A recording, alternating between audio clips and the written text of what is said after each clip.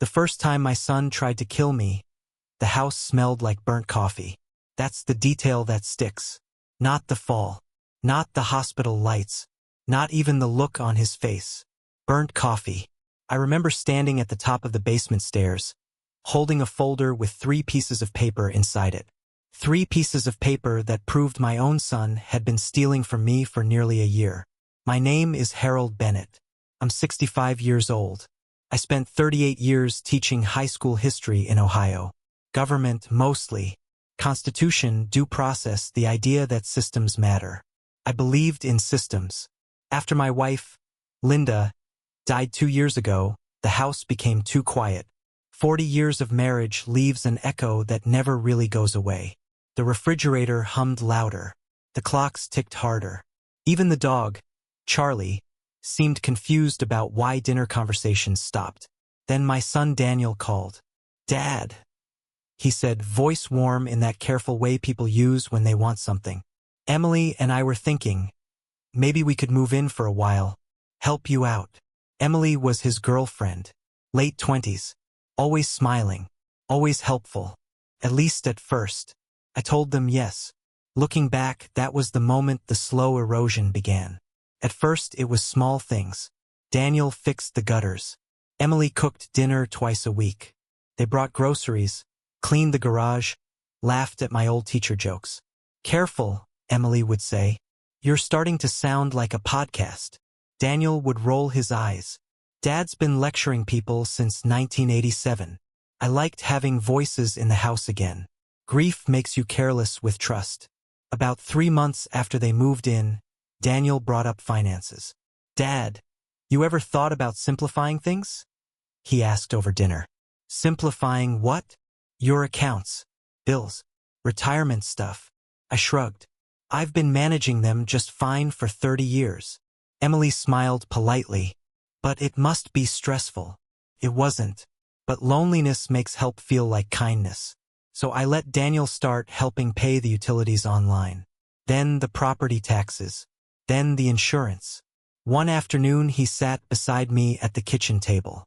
"Dad, banks are weird about older clients," he said casually. "Sometimes it's easier if someone has limited power of attorney. Just for paperwork." I looked up from my crossword puzzle. "Limited." "Exactly," he said quickly. "Just in case." I didn't sign anything that day. That should have been the end of it. But subtle pressure works like water against stone. Weeks later, I noticed the first strange thing. A withdrawal from my retirement account.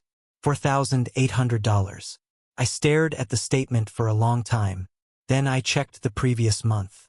Another withdrawal. $3,200. I walked into the living room where Daniel and Emily were watching television.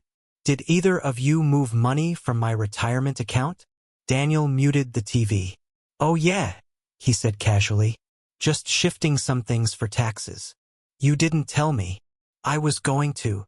Emily leaned forward sympathetically. "Financial planning can be confusing, Harold." "Harold, not Dad." I didn't argue that night. Instead, I did what 38 years of teaching teenagers had trained me to do. I observed. Over the next few weeks, I quietly reviewed every statement. Checking accounts, savings, retirement funds. The pattern slowly revealed itself. Small withdrawals, then larger ones, then transfers I definitely didn't authorize. Total after 8 months, $41,700. I remember sitting at my desk whispering one word. Jesus. Then came the document. I found it in a folder Daniel had left on the kitchen counter one afternoon. Power of attorney. My name. My address. My signature. Except it wasn't my signature. It was a pretty good imitation, though. I held the page close to the window light. The curve of the H was wrong. Too smooth. I've been signing my name since 1979. You recognize a fake version instantly. That's when the teacher in me fully woke up. Teenagers lie badly. Adults lie better. But evidence still talks. So I started gathering it. Quietly. Bank statements. Transaction logs. Photographs of documents. I even started recording conversations on an old digital recorder I used during lectures. Emily once joked about my retirement detective hobby. She didn't know how accurate that was becoming. One evening I overheard them arguing in the kitchen. "You said he wouldn't notice," Emily whispered harshly. "He won't," Daniel replied. "He's already asking questions." He's old. That word stayed with me. Old. I'm 65, not 95. Still, hearing it from your own child does something unpleasant inside your chest. Around that time I called an old friend, Mark Sullivan. We'd met 20 years earlier when he visited my class as part of a federal outreach program. Back then he worked for the FBI. Now he was retired. Still sharp. Still suspicious of everything. When I explained the situation, he didn't laugh. He didn't comfort me either. He just said one sentence. "Harold, start documenting everything." "I already am." "Good," he said, "because this sounds like fraud." I remember looking around my quiet study. The framed photo of Linda. The bookshelf she insisted I organize by color. She said it looked intellectual. I said it looked ridiculous. Fraud. Committed by my own son. The next few weeks became a quiet investigation. I installed a small camera near my desk. I copied every financial document. I backed everything up onto a USB drive. The numbers kept growing. $52,000, $59,000, $63,400. I didn't confront them immediately. That's the thing about betrayal. If you rush it, you lose the truth. But eventually patience reaches a breaking point. Mine came on a Tuesday morning. I placed the forged power of attorney document inside a folder. Then I called Daniel downstairs. "Can we talk?" He walked into the kitchen wearing sweatpants, half awake. "What's up?" I slid the paper across the table. He stared at it, then at me. For a brief moment, his face went completely blank. No anger, no guilt, just calculation. Emily entered the room behind him. "What's going on?" I spoke calmly. "Someone forged my signature." Daniel didn't sit down. He didn't explain. He just said quietly, "You shouldn't be digging through things you don't understand." That sentence was still hanging in the air when I followed him toward the basement stairs. I wanted answers. Instead, I felt two hands shove my back. Hard. The next thing I remember was the sound of my body hitting with steps one after another. Then darkness.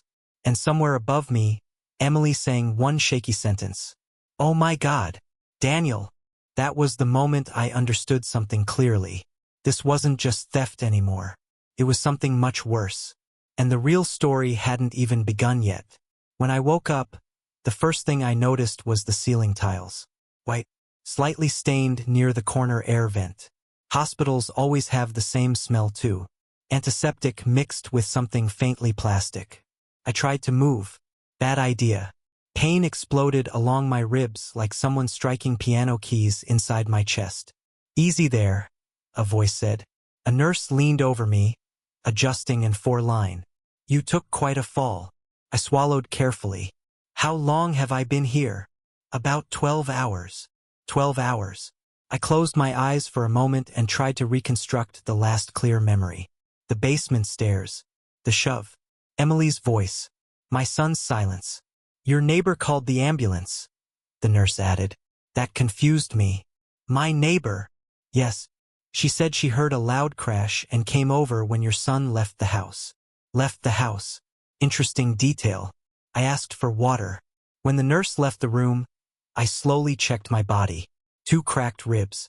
A sprained wrist. A concussion. At 65, stairs hit harder than they used to. Still, I was alive. And alive people get options.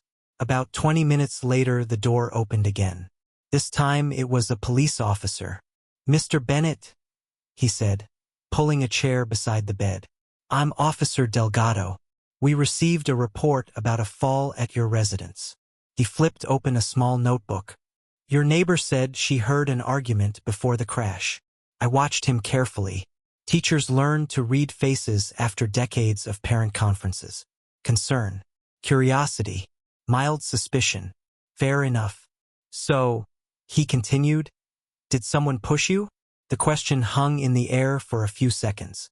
I could have answered yes. That would have been the... He wrote something in his notebook. Well, he said, standing up. If you remember anything else, give us a call. Of course. When he left, I stared at the ceiling again. Students used to ask why history teachers loved strategy so much. Simple answer. History punishes impatience. About an hour later, my neighbor Margaret appeared. Margaret Doyle, retired nurse, 72 years old. Sharp as a scalpel and twice as nosy. She stood in the doorway with her arms crossed. You look terrible, she announced. Good morning to you too. She stepped inside.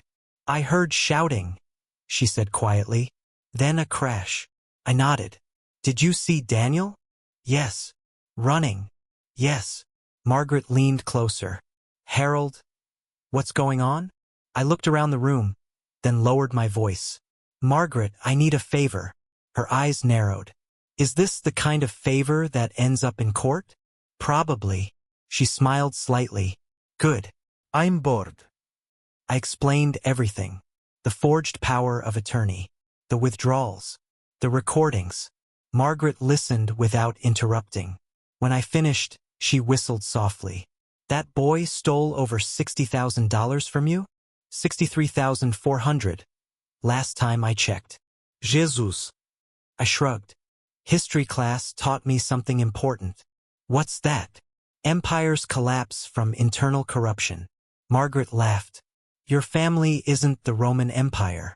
Feels like it sometimes. Then I told her the most important part. I didn't tell the police the truth. Why not? Because the case isn't ready yet. She crossed her arms again. You're building something. Yes. Good, she said. Then she leaned closer and whispered. I'll testify. That's the thing about retired nurses. They've seen everything, and they're not easily intimidated. Later that afternoon, I made another phone call. Mark Sullivan answered on the third ring.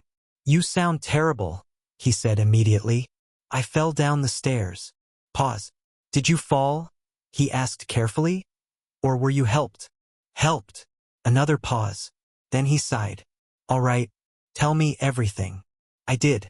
Every document. Every transaction. Every recording. The shove. The hospital. By the time I finished, Mark was very quiet. Finally, he said one sentence. Harold. This just became an elder abuse case. Good. Good? He repeated. Yes. Why good? Because elder abuse carries serious penalties. Mark chuckled. Still teaching, huh? Always. He thought for a moment. Here's what we're going to do. The word we felt surprisingly comforting. For the next few weeks, he continued, you collect everything. Bank logs, emails, audio recordings. I already have most of it. Good. Don't confront them again. Wasn't planning to. And Harold. Yes. Document your injuries. I looked down at the purple bruises blooming across my ribs. Oh, I will. 3 days later, I was discharged. Margaret drove me home. The house looked exactly the same.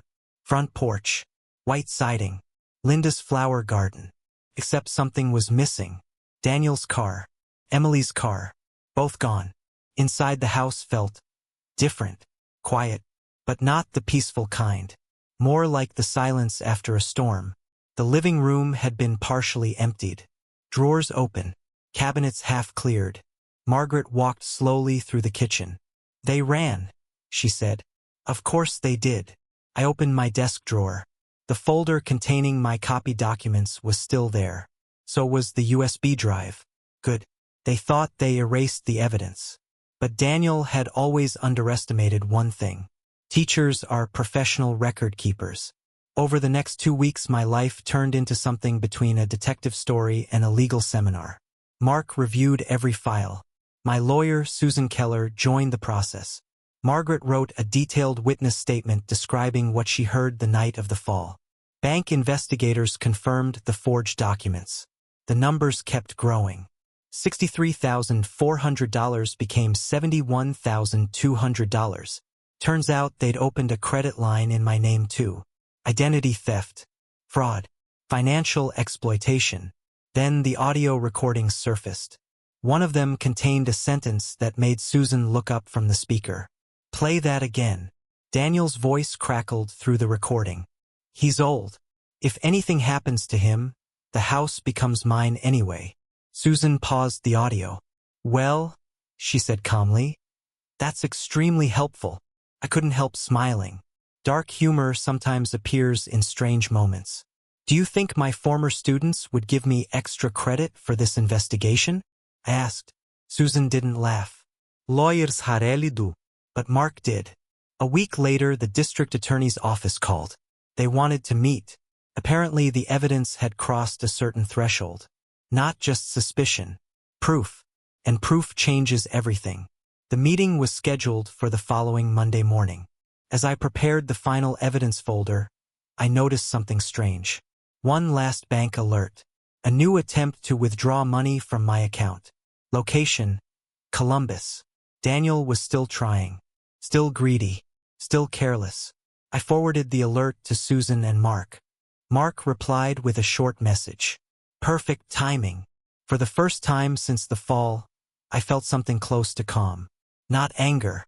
Not sadness. Just clarity. Daniel thought he had pushed an old man down the stairs. What he had actually done was wake up a very patient history teacher. And the lesson wasn't finished yet. The district attorney's office was on the third floor of an old government building downtown. Gray carpet. Fluorescent lights. The kind of place where life-changing decisions happen quietly. Susan met me in the hallway outside the conference room. "You ready?" she asked. "As ready as a retired history teacher with cracked ribs can be." She smiled faintly. "Good enough." Inside the room sat 3 people. An assistant district attorney named Rachel Kim, a financial crimes investigator, and a detective from the elder abuse unit. Mark was already there, leaning back in his chair like a man who had spent 30 years watching criminals make bad decisions. Rachel Kim opened the meeting. "Mr. Bennett, we've reviewed the evidence you and your attorney submitted." She slid a thick folder across the table. Inside were copies of everything. Bank records, the forged power of attorney document, medical reports, Margaret's witness statement, audio transcripts, even photographs of the bruises on my ribs. Rachel tapped the folder lightly. "This is thorough." Mark grinned. "He used to grade homework." Rachel looked back at me. "Why didn't you report the assault immediately?" I folded my hands on the table. "Because incomplete stories rarely end well." The detective nodded slightly. Rachel continued. "We also received confirmation from the bank this morning." She turned a page. "Your son attempted another withdrawal 3 days ago." "Columbus," I said. "Yes." She closed the folder. "That attempt triggered an automatic fraud alert." Mark leaned forward. "And?" Rachel's expression didn't change. "And it gave us a location." The detective spoke next.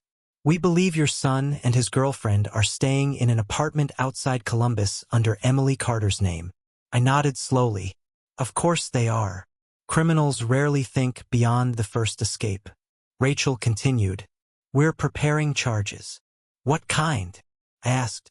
She began listing them calmly. Financial exploitation of an elderly person. Forgery. Identity theft. Fraud. Assault. And potentially attempted aggravated assault depending on how the fall is interpreted. The room felt very quiet for a moment. Then I asked the question that had been sitting in the back of my mind since the stairs. "What happens now?" Rachel looked at the detective. "Now," she said, "we let them make one more mistake." Mark chuckled softly. "Ah, the patience phase." Rachel slid another document toward me. "We'd like your cooperation for one more step." I adjusted my glasses. "What kind of step?" "A controlled interaction. In simpler terms, a trap." 2 days later, I sat at my kitchen table holding my phone. My ribs still hurt every time I inhaled too deeply. Across the table, Susan and Mark watched quietly. Margaret stood near the window like a security guard. "All right," Mark said. "Call him." I dialed Daniel's number. It rang 4 times. Then he answered. "Hello." His voice sounded cautious. "Daniel, I said calmly. Silence. Then he said the sentence we had been waiting for. Look, Dad. Maybe we can fix things. Mark raised his eyebrows. Classic. I kept my voice steady. I'd like that. You would. Yes. Susan scribbled notes while the call continued. Daniel cleared his throat. I think there's been some misunderstanding about the finances. Probably. If we meet, I can explain everything. Where? He hesitated. Maybe somewhere neutral. Of course, criminals like neutral places. They think it gives them control. All right, I said. When? Tomorrow afternoon. Fine. He exhaled in relief. Good. We'll figure it out. Before hanging up, he added something quietly. I'm glad you're okay, Dad. The line clicked dead.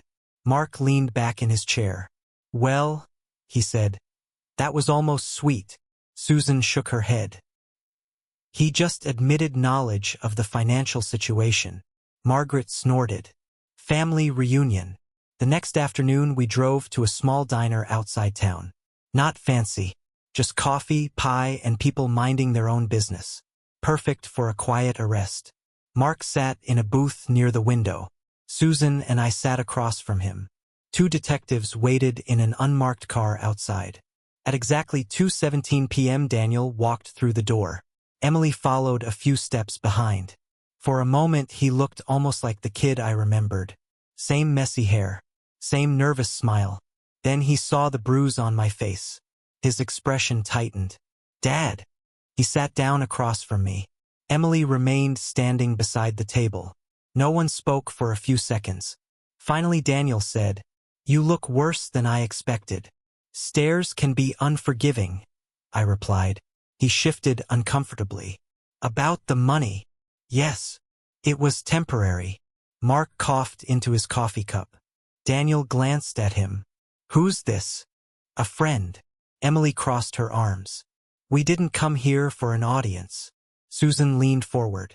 You actually did. Daniel's eyes moved between us. Confusion slowly turning into alarm. Dad? What's going on? I reached into my jacket and placed a small stack of papers on the table. Bank statements. Audio transcripts.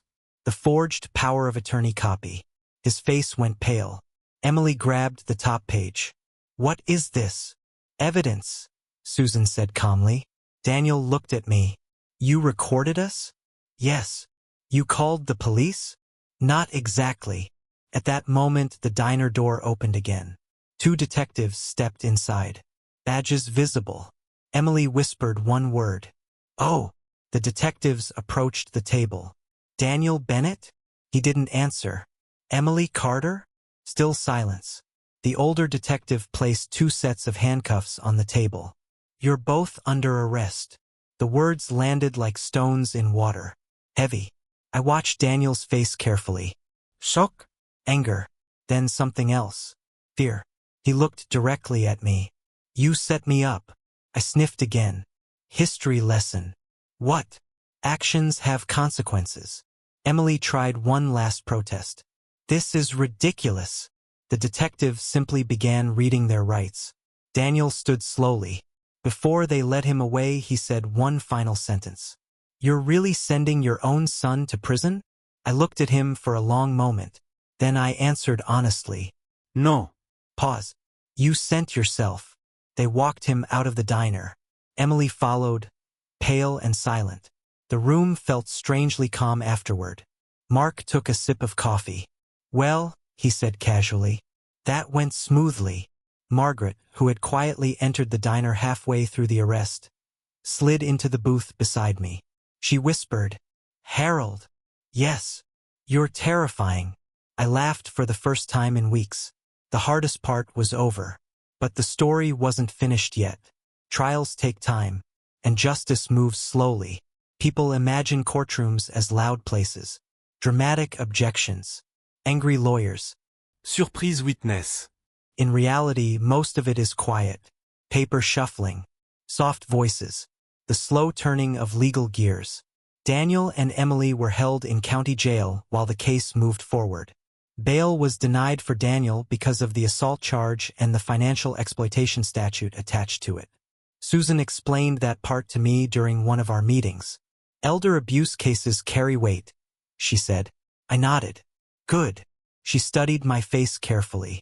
You're very calm about this. I thought about that for a moment. Teachers spend decades watching consequences unfold, I said. Eventually you learn patience.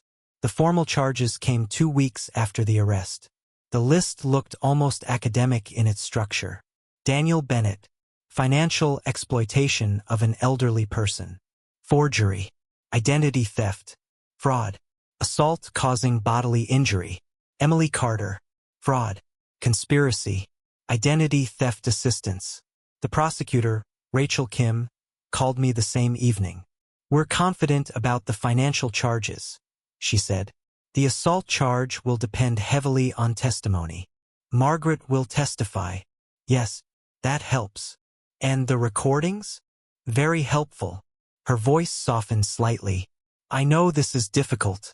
He's your son. I looked across the living room at Linda's photograph. I had a son, I said quietly. The trial was scheduled 4 months later. 4 months is a long time when your ribs still ache during cold mornings. But it also gave the investigators time to dig deeper. They discovered additional credit cards opened in my name, 2 personal loans, and one rather bold attempt by Daniel to list my house as collateral for a private loan. That last discovery made Mark laugh so hard he nearly spilled his coffee. Criminals always get greedy, he said. Is that in the FBI handbook? I asked. Chapter 1. Margaret helped me prepare for testimony. She treated the process like a medical exam. Speak clearly, she said. Don't ramble. Answer only what they ask. Yes, nurse, I replied. The day of the trial finally arrived on a gray Monday morning. The courthouse looked exactly the same as every other courthouse in America. Brick walls, metal detectors, people whispering in hallways. Daniel sat at the defense table wearing a dark suit that didn't quite fit. He looked thinner, older.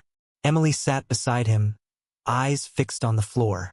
For a brief second our eyes met. There was no apology there, just resentment. The prosecutor began by laying out the financial evidence. Bank investigators testified. Document experts explained the forged signature. The numbers appeared on a screen for the jury. $71,200 in unauthorized withdrawals. 2 credit lines totaling $18,000. 3 forged documents. 1 recorded conversation discussing inheritance. Even I had to admit the case looked organized. Teachers appreciate good presentations. Then came Margaret's testimony. She walked to the witness stand like a woman who had spent 50 years telling doctors what they were doing wrong. The defense attorney asked politely, Mrs. Doyle, what did you hear the night of the incident? Margaret didn't hesitate. I heard Harold argue with his son. And then, a loud crash. And what happened next? I saw Daniel leave the house quickly. Did he appear concerned about his father's safety? Margaret smiled thinly. No. That answer landed heavily. Then it was my turn. The courtroom felt strangely quiet when I took the stand. Rachel kim aprorochetgenti. Mr. Bennett, how long were you a teacher? 38 years.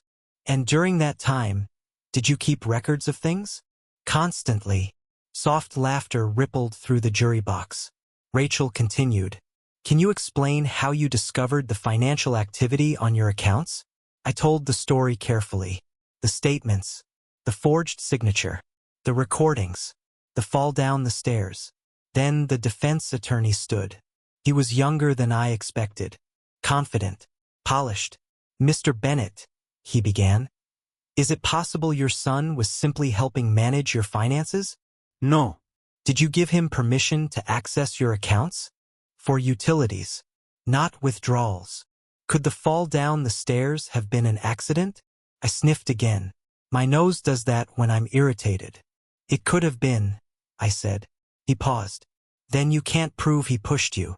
I looked directly at Daniel. No, I said calmly. But I know he did. The defense attorney tried one final angle. Mr. Bennett, are you angry with your son? The courtroom waited. I thought about the question carefully. Anger fades. Conspiracy. Guilty. The judge scheduled sentencing 1 month later. During that month, Daniel tried to contact me twice through his lawyer. Both times I declined. I had already said everything that needed saying. Sentencing day arrived with less drama than people imagine. The judge reviewed the financial losses, the physical injuries, the abuse of trust. Then he spoke directly to Daniel. You exploited your father financially and physically. Daniel stared at the floor. This court finds your actions particularly troubling because they involved deliberate deception over a long period of time. He paused. 4 years in state prison. Gasps echoed quietly around the courtroom. The judge continued. You are also ordered to repay restitution totaling $71,200. Emily received a shorter sentence. 18 months for fraud and conspiracy. When it was over, Rachel approached me outside the courtroom. You handled this with remarkable discipline, she said. I shrugged. History teaches patience. Mark clapped me on the shoulder. Well, Professor, he said. Justice served. Margaret leaned closer and whispered. Still terrifying. For the first time since the stairs, I finally felt the tension leaving my shoulders. The system had done its job. But the story wasn't quite finished. Because the real question still remained. What happens after justice? The house felt different after the trial. Not quieter, just honest. For the first time in nearly a year, I could walk through my own living room without wondering what had been taken, copied, or forged behind my back. Margaret came over the evening after sentencing with a casserole and a bottle of cheap red wine. Celebration dinner, she announced. Celebration seems like a strange word, I said. She placed the dish on the table. You survived attempted murder, financial fraud, and family betrayal, she replied. That qualifies. I sniffed. Technically, it was assault. Margaret poured the wine. Harold, you are the only person I know who corrects legal terminology during dinner. Old habits. Teachers don't retire from accuracy. We sat in the kitchen where the whole mess had quietly begun months earlier. The same table, the same chairs, but the air felt lighter. Margaret raised her glass. To patience. I lifted mine. To evidence. We drank. After she left, I walked slowly through the house. The basement stairs were still there. Same wooden steps. Same railing. I stood at the top for a moment, staring down. Fear is funny. People assume it lives forever in places like that. But what I felt wasn't fear. It was distance. Like looking at an old photograph from someone else's life. I turned off the basement light and went upstairs. A week later, the bank finalized the restitution process. Daniel's assets, what little he had, were frozen and redirected toward the repayment order. It would take years to recover the full amount. But that wasn't the point anymore. Money can be replaced. Trust can't. Susan called me that afternoon. You handled this better than most clients, she said. What do most clients do? They react emotionally. I did react emotionally. Yes, she replied. But you waited. Waiting had been the hardest part. Not the fall. Not the trial. Waiting. Anger wants speed. Justice prefers patience. Mark visited a few days later. He brought 2 things, donuts and a thick envelope. What's this? I asked. Copies of the case file. I flipped through the pages. Investigation notes. Financial charts. Transcripts. Thought you'd want the full historical record, he said. I laughed. Of course you did. He leaned back in the chair. You know something interesting? What? In 30 years with the Bureau, the hardest cases weren't organized crime or fraud rings. What were they? Family. I nodded slowly. Family crimes carry something extra. Not just greed. Not just violence. Betrayal. Mark stood up to leave. At the door he paused. So what now, Professor? I looked around the house. The garden outside needed attention. The bookshelves still followed Linda's ridiculous color system. And the spare bedroom, well, it was empty again. I think I said. I'm going to start living quietly. Mark smiled. That's the best revenge there is. Life didn't magically transform after that.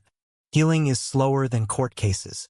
Some mornings my ribs still reminded me about the stairs. Some nights I wondered what exactly went wrong inside Daniel's head. But I stopped asking that question eventually. Understanding isn't always necessary. A few months later, I started volunteering at the local community center. Adult education classes, mostly history, sometimes financial literacy for retirees. One afternoon, a man in the class asked a question. What's the most important lesson history teaches? The room grew quiet. I thought about empires, wars, politics, but none of those answers felt right anymore. So I told them the truth. History teaches that people who act without thinking usually lose. A woman in the back asked, "What about revenge?" I smiled a little. Revenge is often just anger wearing a clever disguise. So what should people do instead? I paused before answering. Protect themselves. Build evidence. Let the system work. And most importantly, keep living well. The class ended with polite applause. As everyone packed their things, one older gentleman approached me. "Professor," he said, "you talk like someone who learned that the hard way." I sniffed. Experience is the best textbook. That evening I returned home and sat on the porch watching the sunset. Charlie the dog curled beside my chair. The air smelled like fresh grass and distant rain. Peace doesn't arrive dramatically. It sneaks in quietly, the way justice sometimes does. I thought about Daniel for the first time in weeks. Not with anger, not even with sadness. Just a simple realization. Family is built on trust. And when someone breaks that trust deliberately, they remove themselves from the family. The law simply confirms it. I stood up slowly, my ribs reminding me not to rush things anymore. Inside the house, Linda's photo rested on the bookshelf. I nodded toward it. "Well," I said quietly, "that was quite a chapter." Charlie wagged his tail like he agreed. Then I turned off the porch light and went inside. Because the truth is simple. The best revenge isn't destroying someone else's life. It's protecting your own. And continuing to live it well.